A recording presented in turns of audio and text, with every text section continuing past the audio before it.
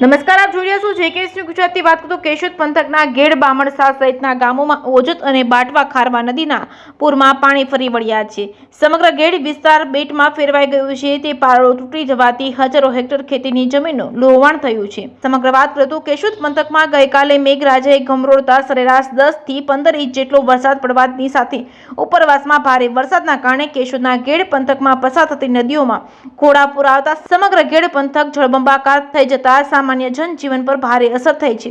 દેશ વિદેશમાં અનેક લોકોનું શ્રદ્ધાનું કેન્દ્ર એવું કેશોદના મરડા સોનલ આઈધામ હાલમાં જળમગ્ન બની ગયું છે। જ્યાં નજર પડે ત્યાં માત્ર પાણી જ પાણી દેખાય છે। જોકે ઉપરવાસમાં પડેલા ભારે વરસાદના કારણે બાટવા ખારવાનું પાણી મરડા ખાતે નદીમાં આવતું હોવાથી મરડા, મૂળિયાસા જેવા અનેક ગામોમાં હાલમાં બેટમાં ફેરવાયા હોવાનું જાણવા મળ્યું છે। ઓજત અને બાટવા ખારવા નદીના પૂરના પાણી સમગ્ર ગેડ વિસ્તારમાં ફરી વળતા જળબંબાકારની સ્થિતિ સર્જાય છે। કેશોદના બામણસા ગેડ સહિતના ગેડ પંથકના અનેક ગામો હાલમાં બેટમાં ફેરવાયા છે તેવી સ્થિતિ સર્જાય છે। તો બીજી તરફ ગઈકાલે આવેલા ઓજત અને બાટવા ખારવા નદીના પૂરના કારણે ખેડૂતોના ખેતરનો પારો તૂટતા જ હજારો હેક્ટર ખેતીનું જમીનનું ધોવાણ થયું હોવાનું જાણવા મળે છે। તો બીજી તરફ જૂનાગઢ જિલ્લાના ગેડ પંથકમાં દર વર્ષે આવી રીતના પૂરના પાણી ફરી વળે છે તો ખેડૂતોના પાળાઓ તૂટી જવાની ઘટનાઓ સામે આવતી હોય છે। તેમ છતાં આજ દિન સુધી આનો કોઈ ઉકેલ કે નિરાકરણ રાજકીય ચૂંટાયેલા લોકો લાવતા નથી। જેને પરિણામે ખેડૂતોને દર વર્ષે જમીનના ધોવાણોને લઈને લાખો રૂપિયાનું નુકસાન થાય છે। તો બીજી તરફ છેલ્લા 15 દિવસ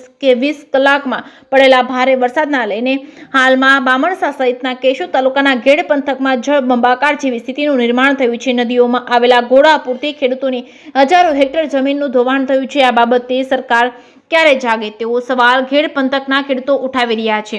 જેકેએસ ન્યૂઝ ગુજરાતી સાથે રાજુ પંડ્યા, કેશોદ।